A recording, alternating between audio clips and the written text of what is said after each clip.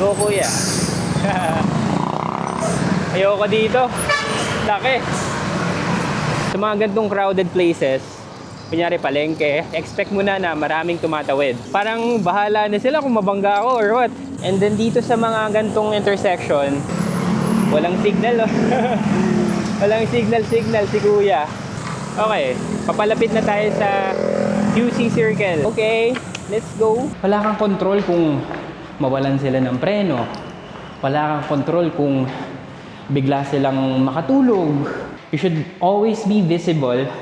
Pero imagine mo na invisible ka.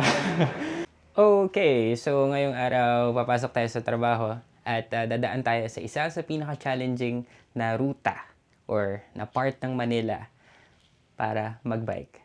Let's go!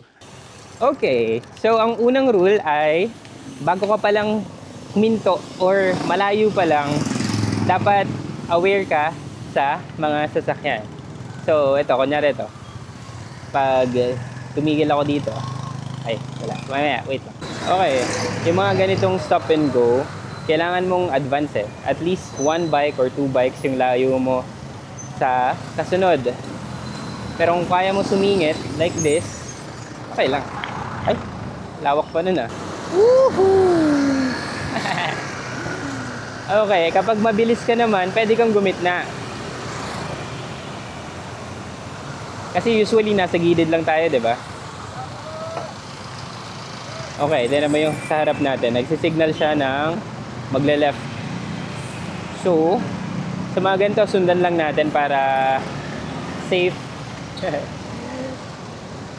Ano ba itong ginagawa mo man? Yung kausap mo. Sa mga gantong crowded places, kunyari palengke, expect mo na maraming tumatawid. Pati itong jeep.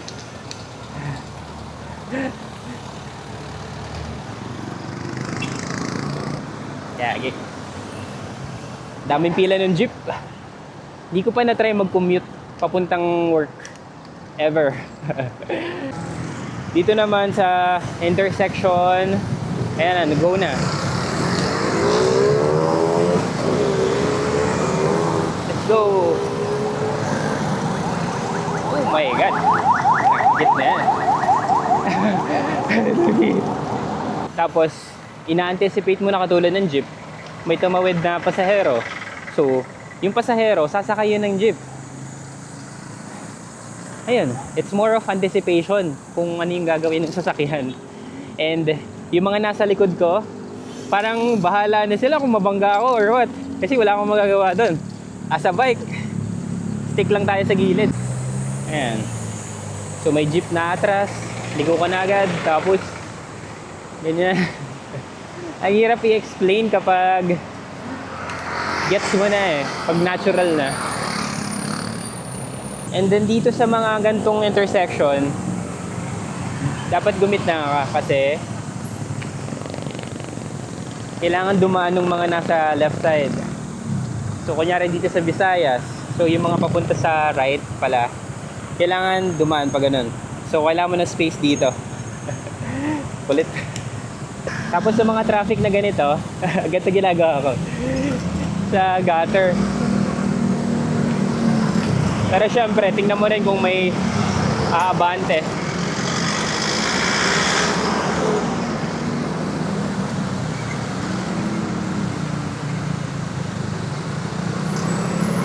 Walang signal oh.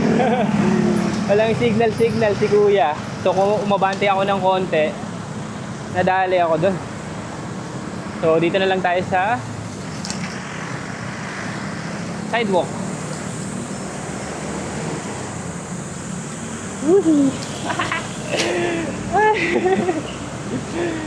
Uy. Para mas safe pa dito eh. Kamote, no? Kamote.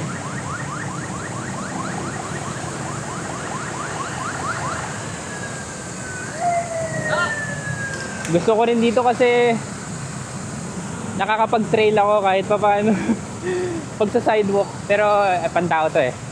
I know bawal or not really ideal. Pero usually check lang kung may lalabas na sasakyan. Ay. Thank you.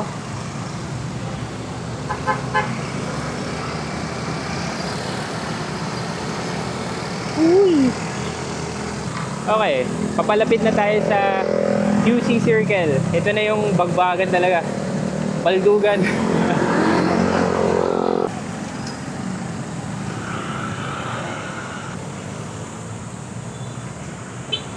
Okay, let's go.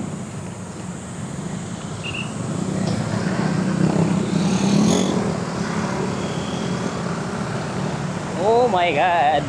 Ito na oh. What the heck?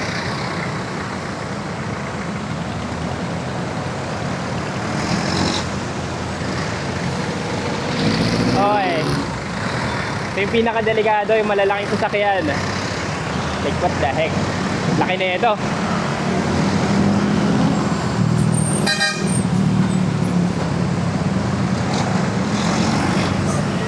Go kuya.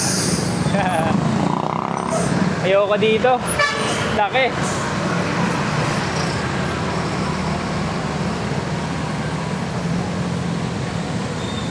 So merong marang 8 lanes ito. So yun, singit-singit tayo.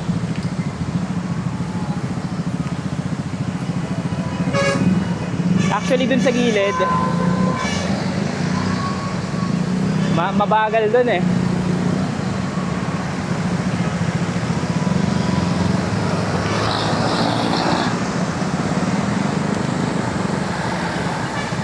Uy, uy, uy.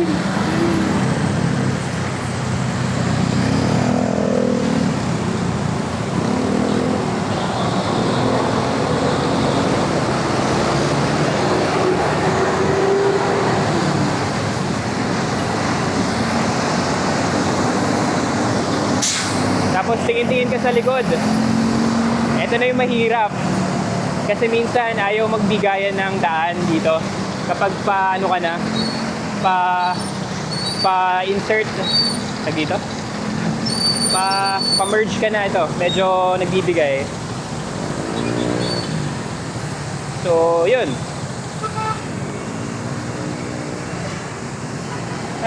Nakatawid tayo sa bike lane ng maayos. This day.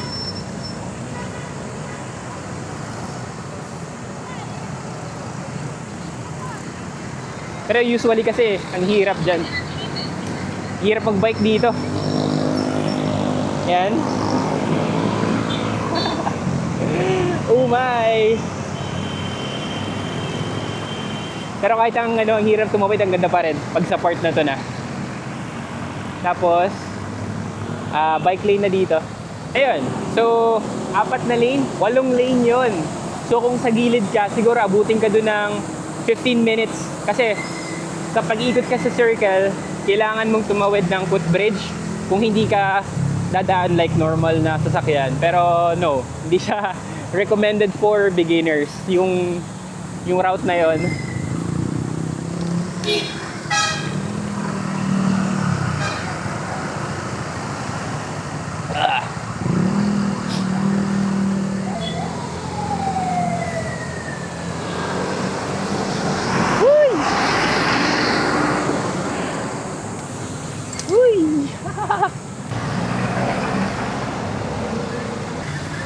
Okay, ito liliko.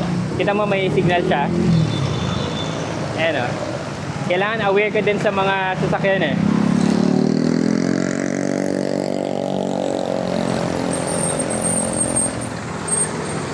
Kung bakit sila humihinto or nagmamabagal. Tingnan mo yung signal light sa likod kung, ayun. Yun na. Liliko. Ito naman mga bus. May bababa yan. Ayan. Kailangan mag-bunny hop para makabalik sa kalsada. Mga jeep tumitigil. Like gano'n. Then dito, wag mong ibablock yung nasa right. Kasi may gaganon eh. May pupunta ganun. So, doon ka sa inner. Para hindi ka mapinahan. Tapos, trust and practice. Habang nag-aantay.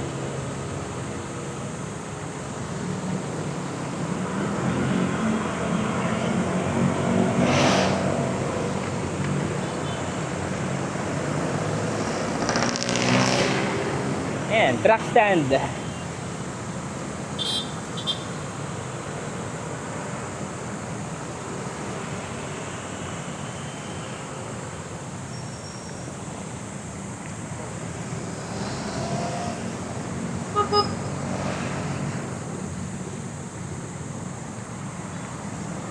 Okay na yata. Okay, go na.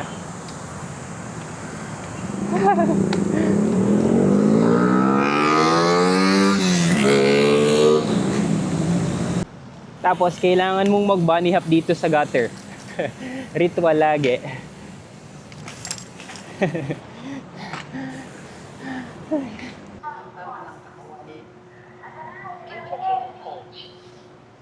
Upos. Okay, nandito tayo sa hagdan. So, second floor hanggang 18th floor. So, habang nandito tayo, pag-usapan natin yung pagbabike sa public spaces.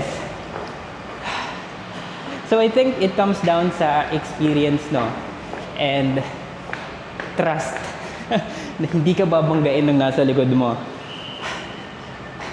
Kasi, nasa kamay nila yung buhay mo once you go out on the road. Wala kang control kung mawalan sila ng preno. Wala kang control kung bigla silang makatulog. Wala kang control kung nagmamadali sila. And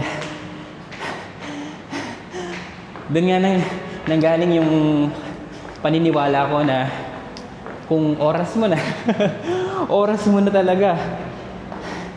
Kaya you should live your life, may ganon na, you only got one shot.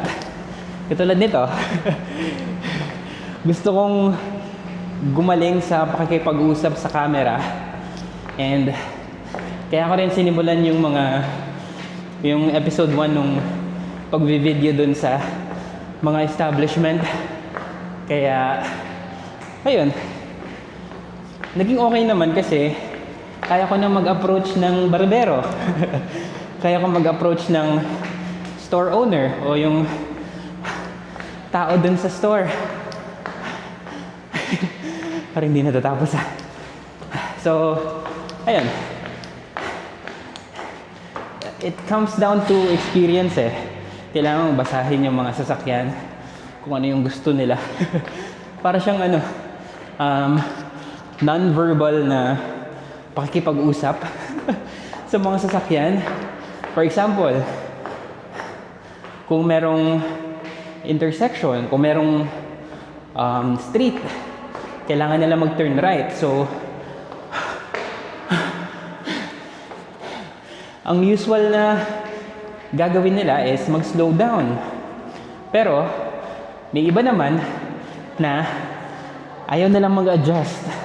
Parang kita ka na nila sa bike lane, tapos ikakat ka pa kasi liligo na sila. Ayun. Kaya, ano yun? And then, yung lights. Very important sa gabi. Kasi, some drivers are like following na yung yung ilaw ng sasakyan sa harap nila. And they don't really notice the pedestrian, the bike, kapag walang reflector. Lapit na. Kaya yun, you should always be visible, pero imagine mo na invisible ka. Alright, 15th floor. Ayan. So, yun lang. Siguro, it's more on experience and you need to practice it on safe environments. Katulad ng sabi ni Louie kahapon, kapag sa Montalban ka nag-practice mag-bike, tapos yung mga dumpster yung kasabay mo, nako, ang daming blind spot niyan. So, it all comes down to experience and practice it on safe environments muna kung gusto mo. Pero once you go outside, you're taking a risk eh. Kasi hindi mo rin masabi. Ang daming factors ng road accident. Pwedeng madamay ka lang, hindi ikaw yung mismong dahilan. Alright. Ayun na, 18th floor. Tapos na. Ang haba na ng usap. All good.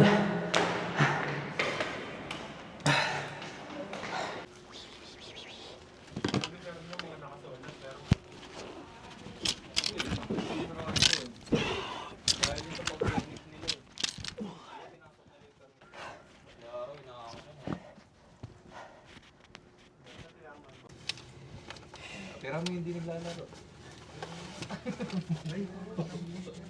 Iyo mo kanina.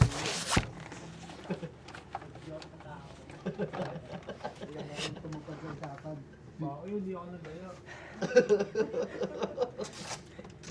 Dahil nyo kanina kaya. Kaya nga din ako nagaya. Hindi ako nagaya.